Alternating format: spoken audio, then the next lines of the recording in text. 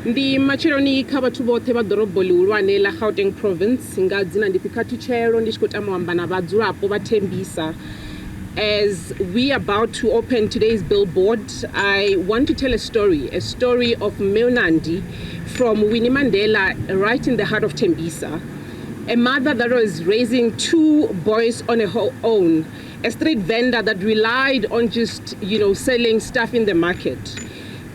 There's a night where she had to rush her youngest to hospital. When she got to Tembisa Hospital, after a collapse at home, struggling to breathe, when she got there, the first thing she heard was not a doctor's voice. It was a scream from many other patients that needed help. It was a mother's cry, crying for her child to get an opportunity, for her child to be seen by a doctor. Her voice bounced off on the tiles, but no one came running. And this was not because the nurses didn't care, but it was because they were also overwhelmed and under-resourced. They were drowning. They were working with nothing. Across the room, Nenandi watched so many nurses as they ran across looking for help, but they didn't have any solution. But her hands were empty because the tools that she needed were never bought. Empty because the money meant for the equipment was the money that was taken and never bought. Next to Nandi sat a little boy, not older than 7 years, crying, begging for an opportunity to just see a doctor. Mama, why is no one helping us? That is the reality that we, the people of Tembisa, are subjected to. When the 2 billion that was stolen in Tembisa was stolen, it was not stolen from an office or just a vault. It was stolen from such moments where communities needed the help that they will rush to Tembisa to seek for. And as I speak to you here today, I can confirm that through all those challenges, where it was between life and death, ultimately death wins because someone chose to be greedy. It was stolen from Metuli, Gogo from Kotimoni, who woke up at 5 a.m. to get in line only to be told there isn't enough medication today. There isn't any money that we can be able to assist or send an ambulance so that they can bring you to the hospital. It was stolen from Sibusiso, a young man fighting for his life, whispering, "Mama, don't let me die. Don't let me die." But this was because the machines were never bought. These are not just stories that we read on the papers. These are our realities that we as the people of Tembisa are subjected to. Tembisa carries a grief that lives in the bones, a grief that never leaves you because the people you lost did not have to die.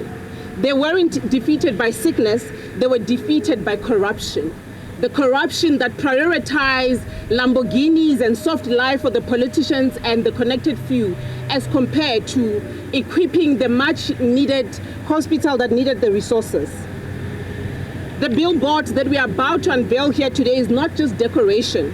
It is not just politics, but it's a memorial and a physical reminder of the people that lost their lives simply because of the greed of those that were entrusted with the responsibility to lead us. For the families that lost their loved ones, I want to remind them that we as the Democratic Alliance, we remember you. We remember your cries. We remember every little scream that you had when you went to Tembisa Hospital in need of service. Every nurse that had to fight with nothing, and every tear that the many people from Tembisa had to face because they lost their loved one because of negligence. We as the Democratic Alliance, we stand with you, and we will not let this story die down until those that are responsible are held accountable. I'll now introduce Refiloe to take you through. Thank you, Katu. Greetings to the people of Gauteng. Let me remind the people of Gauteng that not only does the Premier of Gauteng come from Tembisa, the residents of Tembisa are people who have raised the Premier and many politicians. So you would think, while ANC was a liberation movement, it has now become an organization of oppression. If you take the Tembisa story, I have operated in the Tembisa area since 2014. For people who know and grew up in Tembisa, thinking that liberation means hospitals will be there for us to get good health care. In fact, today, the opposite is the lived experience of the residents of Tembisa. You raise someone, you look at them, they get into an opportunity to be a premier or an MEC or a chairperson where you think as their neighbor, as people who had watched them grow up, you are now going to receive a better hospital because they know your lived experience, and that is not the case for you. Let me talk about a couple of questions I've asked in the legislature to shock about how Tembisa was denied services, because, as I always say, corruption is not a victimless crime. One of the questions I asked was how many babies are delivered in the maternity ward, having visited the hospital. The response was, on average, 1,500 babies are delivered. That means you're looking at about 50 babies coming through on a daily basis, with 3 nurses on shift. You probably need about 3 nurses to deliver 1 baby. And the reality, we know babies in the womb don't have an appointment to say, guys, we will come out every 30 seconds. So as moms, when babies come, you feel like you need to go to the bathroom for a comfort break. And unfortunately, when one mom is being attended, other moms might go to what they believe is a comfort break. Meantime, they're going into labor. And most unfortunately, then that baby is born in the toilet. And the likelihood is that child is not alive after coming out because of the being born in a toilet. That is the denial of where 2 billion rand could have gone to getting more nurses to give dignity to moms of children being born in the hospital in Tembisa. One particular story that stands out for me is a young lady called Nt'sekhe in Tembisa. Nt'sekhe's sister went to give birth to her second child. She complicated and had to go to theater. When she went to theater, she had a cesarean and then went into the ward and stayed in the hospital for about 3 days. When she was about to be discharged, she asked the hospital, I don't think I'm feeling good. Please, can you look at me? And they said, no, you need to go home. She went home. Her sister Nt'sekhe says she was wrapped in towels around her waist. When they checked her, they actually found that she's got feces oozing on the side. She tried to phone the hospital to take her back, and they said she can be nursed right back in the house. Eventually, Nt'sekhe called an Uber. This is a lady who's not working. How she's even paying for this Uber breaks your heart. She finally got an Uber, took her sister back to the hospital, and they still told her to go back home. How does anybody have feces oozing on the side of their stomach after having a cesarean operation? Nt'sekhe took her sister back home. A couple of days later, the sister passed away. This is part of the negligence where you wonder what equipment was shot. Was it sutures that were missing when the cesarean operation was performed, that they can discharge a person and not even having proper closures on the side because there's not enough plasters to wrap her up properly? These are the things that when you think of 2 billion, where people's real lives were touched on, you realize that is the service that people of Tembisa were denied, if you listen to Nt'sekhe's story. So the sister passes on, she has to bury her sister, and now, having 2 kids of her own, unemployed, she now has to take on 2 more children of her late sister, a newborn baby and another baby who's 2 years old. These are the painful stories of the people of Tembisa. And then you also understand with another question that I asked, how many people were sleeping on the floors of Tembisa Hospital while people were buying Lamborghinis? The response was shocking. Over 325 people on average in a month had slept on the floors of Tembisa. And that says to you, it has become normal to go to Tembisa Hospital as a patient, for your family to be told, bring your pajamas, bring a mattress, and then we can put this person in a ward. Otherwise, they're gonna sleep on the floor. And further to that, every visiting hour, you will bring your scarf tin to your patient because you're not even certain they will be fed. These are the things that people of Tembisa have been denied, while people were feeling they can drive Lamborghinis and show off to the people who needed health care. We don't know how many people have died because the 2 billion rand has been taken away. The stories that Khathu and myself are narrating are that a few of the examples of the lived and painful experience of the people of Tembisa, while people were enjoying gluttony and expressing themselves through lavish lifestyle at the expense of the lives and deaths of the people of Tembisa. I think to unpack further the type of corruption that came through Tembisa Hospital while we are here to unveil this billboard, I think this billboard for me is almost like a tombstone because it represents the lives of people who passed away at Tembisa Hospital. It represents people who went into Tembisa Hospital with one ailment but left with another because corruption, as I said, is not a victimless crime. So Jack Bloom has worked tirelessly on this story, ensuring that people do not get away with this. And I think it's only relevant that he comes through and talk about the tireless work he's been working, fighting corruption, not only Tembisa Hospital, but for health in Gauteng. Ladies and gentlemen, Jack Bloom, the ultimate fighter for people's health in Gauteng. Does this work? It's on, yeah, it's on. It's on, okay. Anyway, thank you for being here. You know, last week, the Gauteng Provincial Legislature unanimously passed a DA motion to pay tribute to Bibita Deokaran and to honor her memory.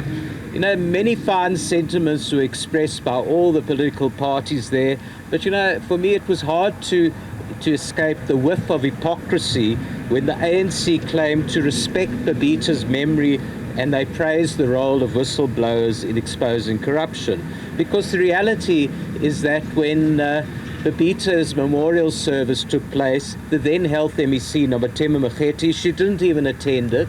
She just sent a message. And in the message, Jeff Wicks describes the message in his book as a stilted, plodding tribute that sounded more like a workplace performance appraisal.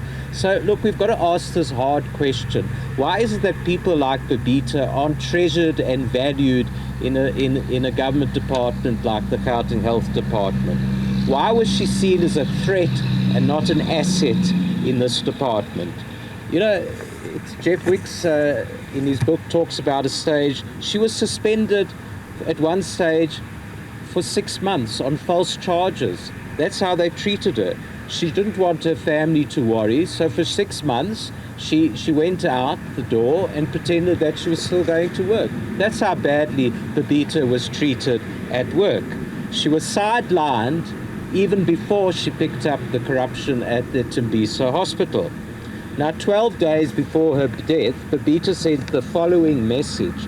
Morning CFO, that's Chief Financial Officer, I'm just worried that the guys in Tembisa are going to realize we are onto something. Our lives could be in danger. Now, she was a loyal employee. She trusted the CFO.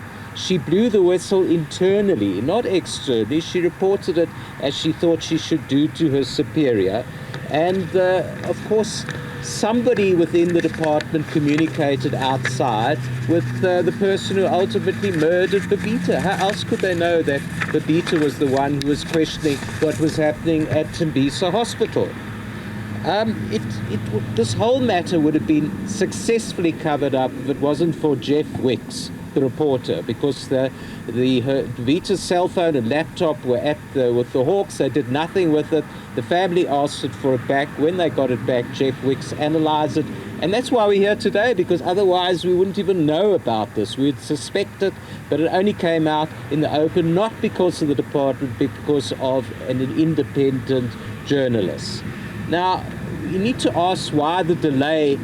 The disciplinary matter against Lorata Madia, the then CFO, was delayed for 2 years, and she was paid that entire period, 3 million rand she was paid, and then she was allowed to resign shortly before the disciplinary process concluded. And let me say, this is the pattern when it comes to accountability. They never take it seriously, they deliberately delay it, and they let people off. What the provincial government should have done is laid criminal charges against her, but they didn't. They should have also laid charges against the other officials at the Tembisa hospitals who were actually disciplined, because they go for the smaller people much harder than they go for the big people.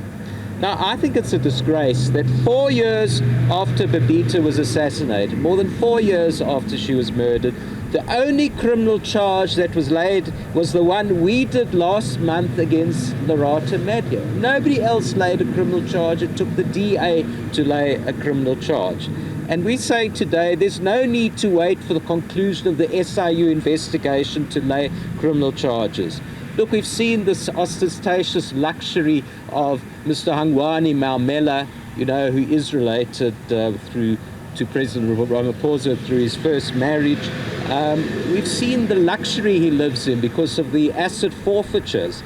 And the figure that he looted from Tembisa Hospital, 820 million rand, according to the SIU. He's got a fleet of designer vehicles, 208 million rand, which included this 52 million rand supercar. It's a handmade Italian car. 3 Lamborghinis, not one Lamborghini, 3 Lamborghinis, 2 Aston Martins, a Ferrari, a Bentley, and Rolls-Royce. Now, what we are saying today is that the evidence for the asset forfeiture, the same evidence that you had to seize his assets, should be used to arrest Mr. Maumela now. That's what we should see happening. Justice for Babita should mean that the bigwigs are nailed and jailed. They were the ones who gave the orders, and they benefited handsomely. I just want to say the DA will not stop pushing until all those who stole from the poorest and most vulnerable patients are criminally charged and appear in court. That's what we want to happen, and that's what the broad public want to see happen. And we're also not going to stop until their ill-gotten gains are sold off and the money goes back to those patients at Tembisa Hospital. So finally, what do we really need? The best tribute to Babita memory would be a completely reformed Gauteng Health Department so that nothing like this ever happens again. That's the point that we want to make, and what the DA will always fight for. I'm going to hand over to Msimanga, the DA's provincial leader of the opposition in the Gauteng legislature, and who's really been an inspiration in this whole fight against corruption and standing up for justice for people like Babita and for the vulnerable and poor everywhere. Thank you, Solly. Well, thank you very much, Jack, and good morning still. It is indeed true that for a number of years we have continued to fight for the people of Gauteng. When we started asking questions about the skinny jeans that were bought in Tembisa, and we asked, what is skinny jeans doing in a hospital? When they were buying buckets, I don't know if those buckets were made of gold, but they were buying buckets at exorbitant amounts of money, buckets that didn't serve any purpose. When they were buying sofas that didn't serve, yet people were sleeping on the floors, yet people were not given adequate food when they were in hospitals. This talks about a systematic failure in government to take care of its residents. This talks about a systematic failure to hold officials to account. And this is why you would have the Maumelas that are able to then take advantage of a system and actually get away with it. When we ask questions, we were told we are being dramatic. Millions of lives have been destroyed. People have died. People are now terminally ill because they couldn't get preventative medication and care that they deserved and demanded at a particular point in time. It's not enough that now you have an MEC that goes and have a memorial garden. Memorial garden is not going to be saving lives. A memorial garden is not going to ensure that people get the dignity that they deserve. What needs to happen right now is we now need to retrieve the billions that have been stolen. We now need to have a further investigation, because I don't think that what has happened in Tembisa is an isolated incident. I think what has happened in Tembisa is just but an iceberg, and more needs to be looked at. What is happening at Nt'sekhe? What is happening at the Kalafong Hospital? What is happening at all, the Gauteng hospitals? What is happening at those clinics? How many millions have been signed off? That is something that we're going to need to be asking for. And this is why we are saying here today, and we made this commitment couple of months ago, and we're still making this commitment, that the DA will not rest until we get to the bottom of it. I've said to Panyaza Lesufi, we will investigate not only the 177 cases of that has been reported of forensic investigation that he's been hiding. We are going to get to the bottom of how many more have been hidden. The 500 million that was spent at the Anglo Gold Ashanti, that nobody now knows what has happened to that particular hospital. The amount of money that has been spent to then the so-called school uniform, that children never received those uniforms. The amount of money that has been spent to give the NGOs, but only to find out that we're giving to NGOs that don't even exist. This is just a tip of an iceberg. And this is why we are standing here today to then say we stand with the people of Gauteng. We don't stand on the side of corruption. We don't stand on the side of those that are intent on looting the state funds. We don't stand on the side of those that are aimed at protecting politicians, but we stand with the people of Gauteng. And this is why we will take these matters on an ongoing basis. If it means that, and we are going to go to court, because we've been asking Panyaza Lesufi and the administration to give us all the reports so that we can make those public, so that people of Gauteng can know how many Maumelas we have here. Because there's hundreds and hundreds of Maumelas that have been hidden by the corrupt politician as well. And we now need those reports to be made live so that everybody else can know exactly what is happening. And this is why we are here today to say, as we wrap up the campaign that we've been having, the health campaign that we've been driving here, this is not the end, but we are now beginning a new phase where if we're still not going to get the answers, we are going to then approach the court of law to seek the relief that we know that the people of Gauteng are seeking for. So we want to get answers. We want a commission that really comes out and talks to everything that has happened. But we don't want a commission like the ANC does commissions, because if they want the problem to go away, every time they come up with commissions. But tell me one commission that has ever put people in jail. In South Africa, you don't do that. They come up with commissions only to subside the anger of the people, and then they get on with the job of stealing and looting once again. And this is something that we are saying here and no further. We want to get answers. We want to see people prosecuted. We want to see a reclaiming of the departments, a reclaiming of the state, but we also want to see capable state that is able to then deliver services going forward. This is why today we are releasing and we are opening this billboard here, this billboard that is going to be talking to us, that is going to be saying to us, when we look at this, let us reflect and say that we are ready. So we are saying, instead of buying Lamborghinis for the politically connected, let us make sure that there are hospital beds. Instead of making sure that people live in luxurious homes and enjoying lives, let's make sure that there are those that are able to get cancer treatment that they deserve. Instead of ensuring that there's patronage that goes to those that are connected to the ANC, let us ensure that there is proper health care to the vulnerable people of Tembisa and any other community that we are supposed to be serving. The people of Gauteng and the people of South Africa deserve better. And the DA is going to be standing for those people, and we are going to go on and fight and get those that are involved to be held accountable. It cannot be that we sit back and watch what has been happening to continue to happen, because we will be failing in our duty to ensure that government does what government is supposed to be doing. And this is what the commitment from the DA that is we are making here today, is that we are going to be continuing to fight for you. We are going to be continuing to ensure that ultimately those that have stolen are held to account, and that there should be arrest and prosecution of those that have stolen not only monies but opportunities and a better life for the people of Gauteng. I thank you very much.